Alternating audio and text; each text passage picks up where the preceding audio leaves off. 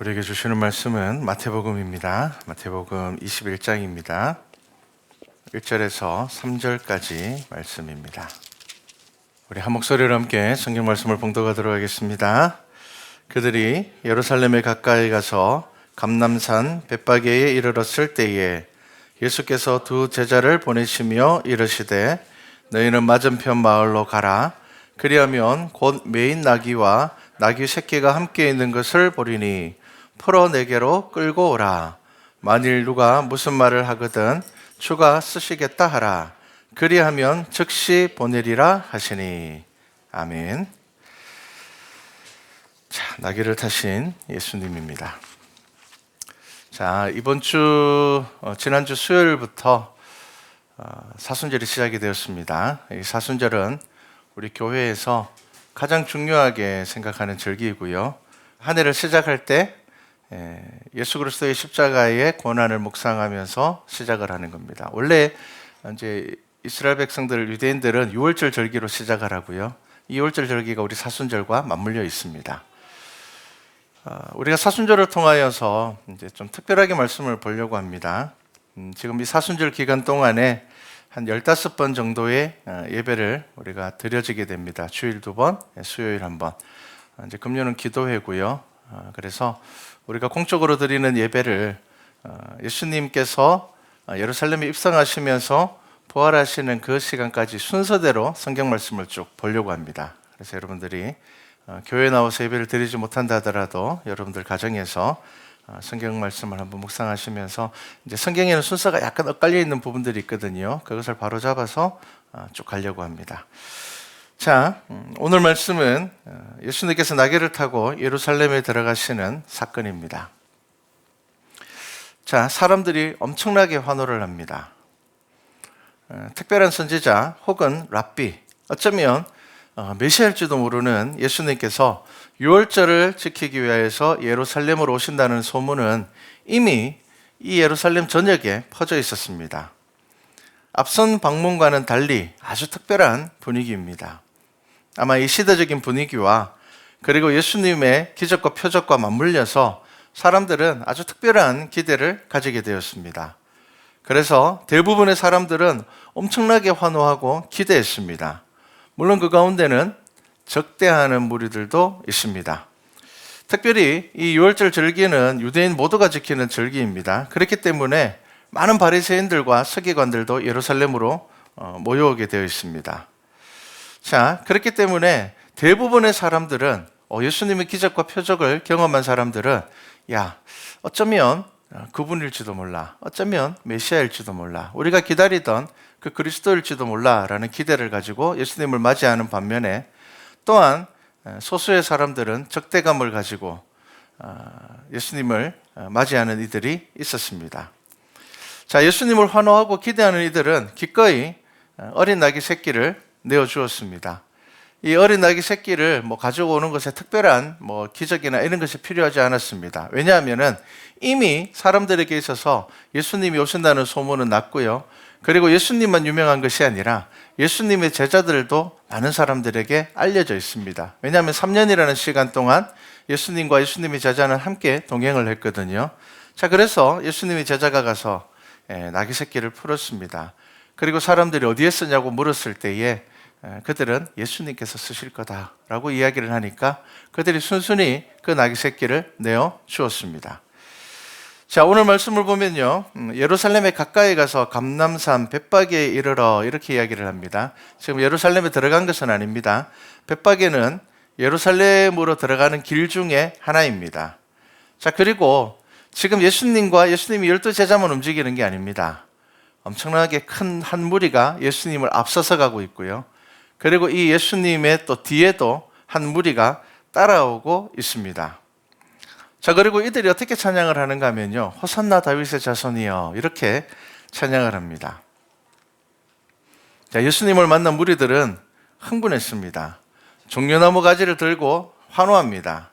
그리고 자신의 겉옷을 벗어서, 그 당시에 겉옷이라는 것은 아주 중요한 재산 중에 하나입니다. 근데 이 겉옷을 벗어서 나귀 위에 깔고 예수님께서 그 위에 앉게 하셨고요. 그리고 이 겉옷을 또 바닥에도 깔아서 예수님께서 가시는 길을 정말 열렬하게 환영했습니다. 자, 한번 상상을 해보십시오. 얼마나 장관이겠습니까? 절기를 지키기 위해서 올라오는 큰 무리가 있고 그 중간에 예수님께서 계시고 또 그 뒤에 큰 무리가 예수님을 따르고 있습니다. 당시에는 계급이 높을수록 높은 집을 지었습니다. 예루살렘 성은요, 예루살렘이라는 이 성은 우리가 사진으로 한 번씩 보시면은 솟아 있습니다. 평지나 가라앉아 있는 것이 아니라 높은 곳에 솟아서 예루살렘 성이 있습니다. 그런데 그 성 안에서도 계급이 높은 사람들이 높은 집을 짓고 살았습니다. 왕보다 높은 집 짓고 살 수 없습니다. 그러다 보니까 높은 집에 누가 살았겠습니까? 헤롯과 그의 신하들, 그리고 또 당시에 높은 계급이었던 대제사장들과 서기관들과 그런 인물들이 큰 높은 집에 살았습니다. 자, 안 그래도 예루살렘이라는 성은 높은 곳에 위치하여 있는데 또 그 안에서 높은 집에 살아가는 이들에게 예수님과 함께 오는 무리들은 잘 보입니다. 큰 무리가 오고 있고, 그런데 그들이 조용하게 옵니까? 그렇게 오지 않습니다. 호산나 다윗의 자손이여, 그렇게 찬양하면서 오고 있습니다. 자, 많은 사람들, 예수님을 적대하는 이들에게 그 광경은 감동적인 것이 아니라 위기로 다가왔습니다. 자, 그리고 이 사람들이 막 이렇게 열광하는 이유 중에 하나는 나사로에 있었습니다. 요한복음 12장 17절과 18절 말씀을 제가 읽어드리겠습니다. 나사로를 무덤에서 불러내어 죽은 자 가운데서 살리실 때에 함께 있던 무리가 증언한지라 이에 무리가 예수를 맞으면 이 표적 행하심을 들었습니다.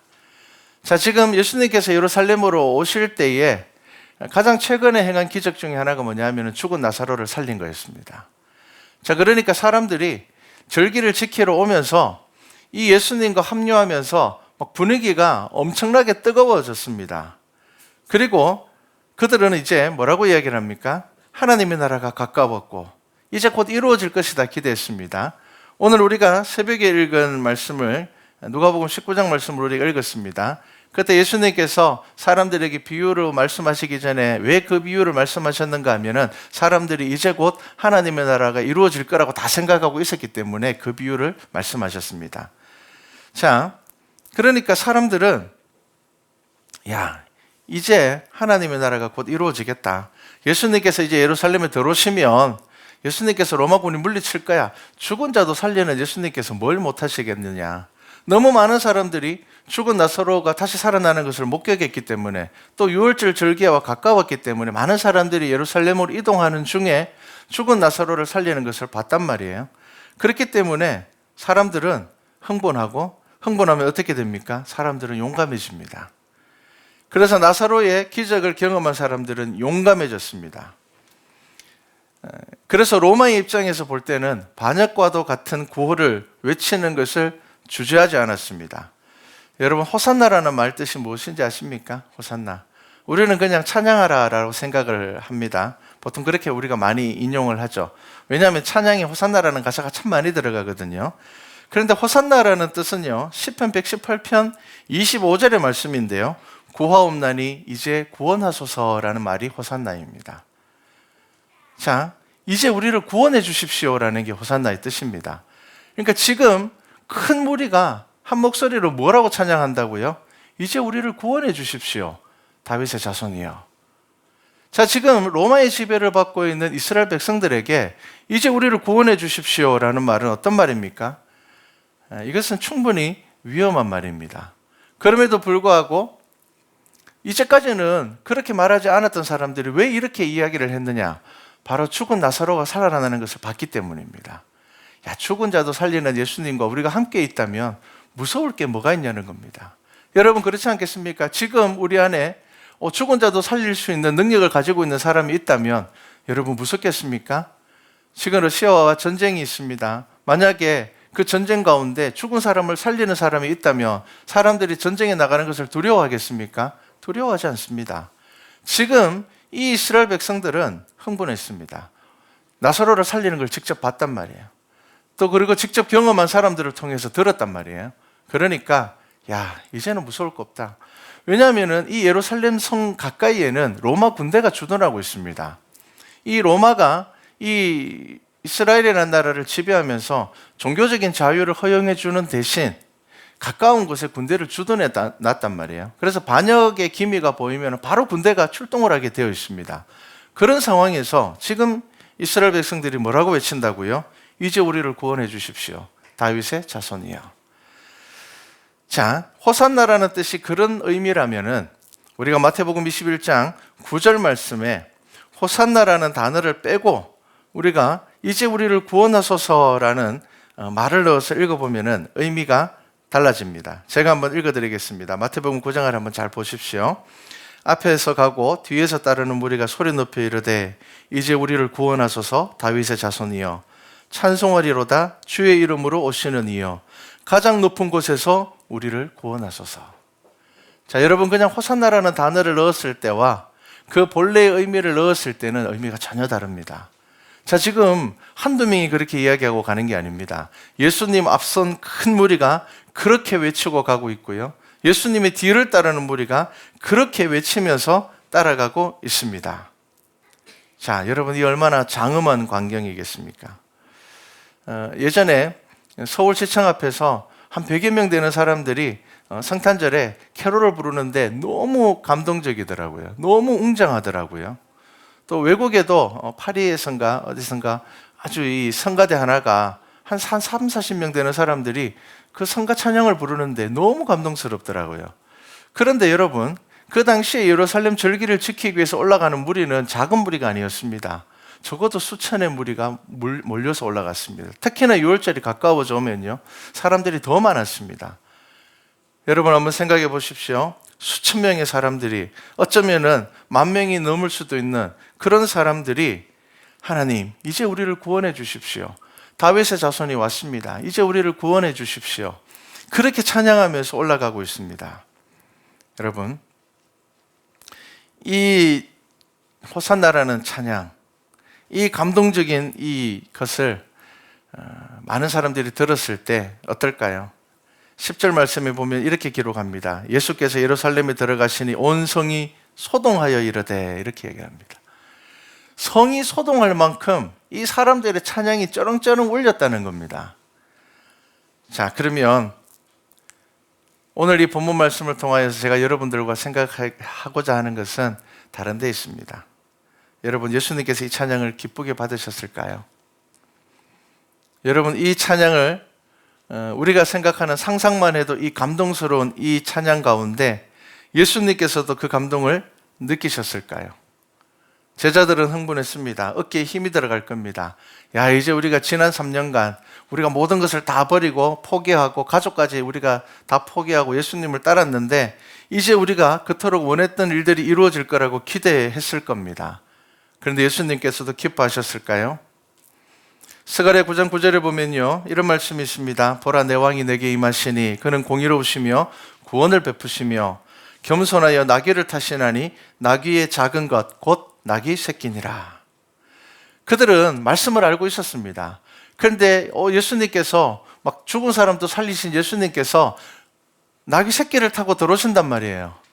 그러니까 그들이 얼마나 흥분하고 얼마나 벅찼겠습니까? 네, 여러분 기억하셔야 됩니다. 말씀을 모르는 무지보다 더 위험한 게 있는데 말씀을 제대로 알지 못하는 것입니다. 예수님께서는 율법을 완성하러 오셨습니다. 여러분, 이것은 단순히 지식적인 의미가 아닙니다. 성경을 해석하는 것에 있어서 완성하러 오셨다라는 의미만이 아닙니다. 예수님께서는 그의 삶으로 구약의 언약을 이루기 위해서 오셨습니다. 메시아를 기다리는 그들이 자신들의 기대와 희망만을 가지고 고난에 대하여서 무지하였습니다. 예수님을 제외한 모든 사람들은 축제의 분위기였습니다. 그런데 예수님은 예루살렘을 향하여서 십자가의 고난을 바라보셨어요. 이제 오늘 저녁과 수요일 말씀으로 쭉 이어질 때 예수님께서는 예루살렘을 향하여서 애통하셨습니다. 우셨습니다.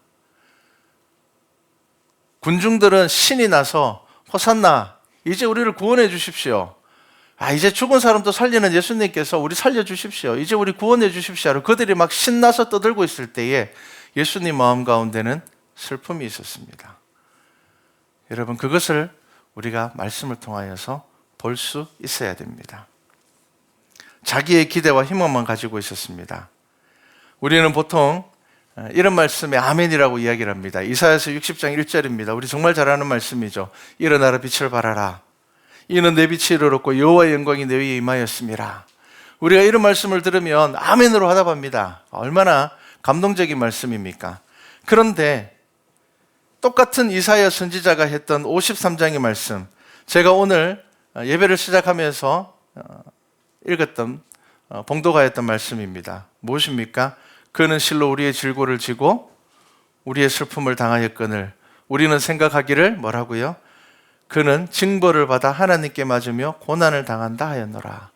그가 찔림은 우리의 허물 때문이요 그가 상함은 우리의 죄악 때문이라. 여러분, 이러한 말씀, 동일한 이사야가 했던 말씀은 기억하지 못하고 있다는 겁니다. 예수님께서 어떠한 일들을 당하시고 이제 어떠한 일들을 감당하셔야 되는지에 대하여서 그들은 무지하였습니다. 그렇기 때문에 예수님께서 그 수많은 사람들의 환호와 찬양 가운데서 기뻐하실 수가 없었던 겁니다. 죽은 나사로가 살아나고 병든 자들이 곤침을 받고 예수님의 이적과 표적만을 바라보면서 환호하는 그 무리의 찬양을 예수님께서는 기뻐 받으실 수 없었다는 겁니다. 여러분, 우리의 믿음을 한번 돌아보시기 바랍니다. 여러분, 우리도 그러한 믿음 아닙니까? 내가 가지고 있는 기대와 내가 가지고 있는 희망, 내가 생각하고 있는 긍정적인 부분만을 바라보면서 우리가 예수님에 대해서 환호하고 있지 않습니까? 그러면서 우리가 예수님 찬양하고 있지 않습니까? 여러분, 예수님께서는 그 찬양 가운데 기뻐하지 않으신다는 겁니다. 누가복음 9장 44절에 예수님께서는 제자들에게 이렇게 말씀하셨습니다. 이 말을 귀담아 두라. 인자가 장차 사람들의 손에 넘겨지리라. 자, 예수님께서는 분명히 고난에 대해서 이야기를 하셨습니다. 영광 이전에 고난이 있을 것에 대해서 말씀하셨습니다. 자, 그런데 제자들의 반응이 어떻다고요? 그들이 이 말씀을 알지도 못하니 이는 그들로 깨닫지 못하게 숨긴 바 되었음이라. 또 그들도 이 말씀을 묻기도 두려워하더라. 여러분, 때로는 우리가 깨닫지 못할 때 있습니다. 숨겨져 있을 때 있습니다. 그런데 여러분, 그때 어떻게 해야 됩니까? 물어봐야 돼요.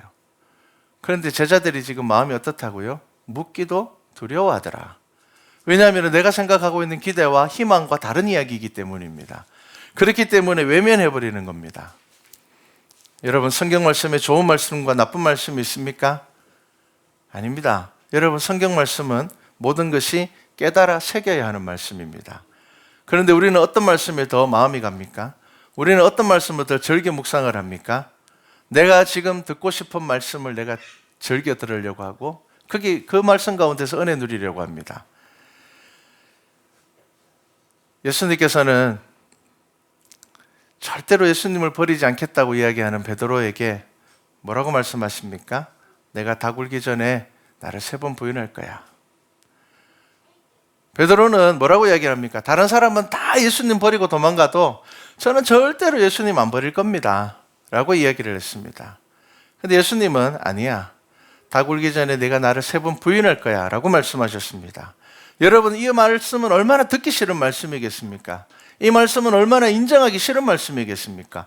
내가 모든 거 다 버리고 예수님을 내가 지금 3년 동안 따랐는데, 그런데 예수님께서 나에게 그렇게 이야기하셨단 말이에요. 그 말씀은 너무 듣기 싫고 내가 인정하기 싫고 내가 외면하고 싶은 말씀입니다. 그런데 여러분, 이 말씀을 기억하고 이 말씀 가운데 예수 그리스도의 마음을 깨달을 때에 베드로는 사도가 될 수 있었던 겁니다. 그의 삶이 변화될 수 있었던 겁니다. 그 말씀이 자신에게 이루어졌을 때 아무도 보는 사람 없었습니다. 여러분, 나중에 베드로가 닭 울기 전에 3번 부인했다라는 거, 그 누가 알겠습니까? 누가 이야기했기 때문에 성경에 기록되었겠습니까? 베드로가 고백했기 때문에 성경에 기록된 겁니다. 여러분, 우리는 우리의 흠을 숨기려고 합니다. 우리 잘하는 건 드러내려고 하고요, 우리가 부끄러운 것은 숨기려고 합니다. 그런데 베드로는 어떻습니까? 이 말씀이 자신에게 이루어졌을 때 베드로는 예수님의 말씀을 기억하였고, 그리고 아무도 보는 사람이 없었지만 그는 애통하고 회개하였고, 그리고 그 사건이 자신의 삶을 통하여서 이루어짐에 대하여서 분명히 성경에 기록될 수 있도록 그는 전하였습니다. 고백하였습니다. 여러분, 이것이 말씀입니다. 여러분, 어떤 말씀에 여러분들 즐거워하고 기뻐합니까? 여러분 마음에 찔림에 있는 말씀을 여러분 마음에 새기셔야 됩니다. 여러분, 그 말씀이 서셔야 됩니다. 그 말씀에 머물러 계셔야 됩니다. 나와 상관없을 것 같은 말씀도, 내가 피하고 싶은 말씀 안에도 나를 향한 하나님의 뜻이 있음을 여러분 아셔야 됩니다. 그래야지 여러분의 믿음이 한 걸음 더 성장할 수 있습니다. 고린도전서 10장 16절에는 이렇게 말씀합니다. 우리가 축복하는 바 축복의 자는 그리스도의 피에 참여함이 아니며 우리가 떼는 떡은 그리스도의 몸에 참여함이 아니냐. 무슨 말씀입니까? 우리가 축복을 생각한다면 그리스도의 피를 알아야 된다는 겁니다. 우리가 하나님의 나라의 소망을 가지고자 한다면 우리가 그리스도의 고난을 우리 마음에 새겨야 한다는 겁니다. 우리 몸에 새길 수 있어야 한다는 겁니다. 베드로전서 4장 13절에는 베드로가 이렇게 말씀합니다. 오히려 너희가 그리스도의 고난에 참여하는 것으로 즐거워하라. 이는 그의 영광을 나타내실 때에 너희로 즐거워하고 기뻐하게 하려 함이라. 뭐라고요? 그리스도의 고난에 참여하는 것으로 즐거워하라. 여러분, 고난을 외면했던 것이 예수님의 제자들이었습니다. 그런 일 절대로 있으면 안 됩니다, 예수님이라고 이야기했던 이들이 예수님의 제자들이었습니다. 그런데 부활하신 예수 그리스도를 만나고 그들의 삶에서 가장 큰 변화가 무엇입니까? 고난 가운데서 하나님의 뜻을 바라보는 것입니다. 고난 가운데서 말씀을 새기는 겁니다. 빨리 이 고난에서 벗어나고자 하는 것이 아니라 이 고난 가운데서 하나님께서 내게 주시는 그 음성을 듣고자 하는 것이 바로 사도들이었습니다. 여러분, 고난 중에 아멘으로 화답할 수 있습니까? 여러분, 절망 중에 하나님 찬양할 수 있습니까? 여전히 내 삶에 고난이 있지만, 해결되지 않는 문제가 있지만 나를 향한 하나님의 뜻이 그 속에 있음을 여러분 말씀에 의지하여 발견할 수 있습니까? 여러분, 이것이 바로 성도입니다. 그런 믿음의 성도가 드리는 찬양은 예수님께서 기뻐 받으실 겁니다. 그 찬양은 하나님께 상달되는 기도가 될 것이며 향기로운 제물이 될 것입니다. 자, 여러분, 사순절 첫 주가 시작되었습니다. 저와 여러분의 믿음이 이적과 표적에서 나오는 환호가 되어서는 안 됩니다. 여러분, 우리가 앞으로 이 땅에서 신앙생활을 할 때에 나한테 좋은 일이 생기기 때문에 와, 예수님 살아계시는구나, 나한테 안 좋은 일이 생기면 하나님이 없는 것 같아, 여러분 이러한 믿음의 자세, 그러한 마음을 가지고 있다면 그 찬양 하나님께서 받지 않으십니다. 여러분, 모든 말씀이 내게 주시는 말씀인 것을 깨닫고 모든 성경 안에 진리와 교훈이 있음을 알고 온전한 믿음으로 나귀를 타신 예수 그리스도를 바라보시기 바랍니다. 여러분, 그렇게 십자가를 바라보는 사순절이 되기를 바랍니다. 그때 우리에게 주시는 숨겨진 더 큰 은혜를 경험하게 될 것입니다. 우리가 사순절을 통하여서 우리 안에 주시는 하나님의 말씀의 은혜를 더 크게 누리는 우리 교회와 성도 되기를 주님의 이름으로 축복합니다.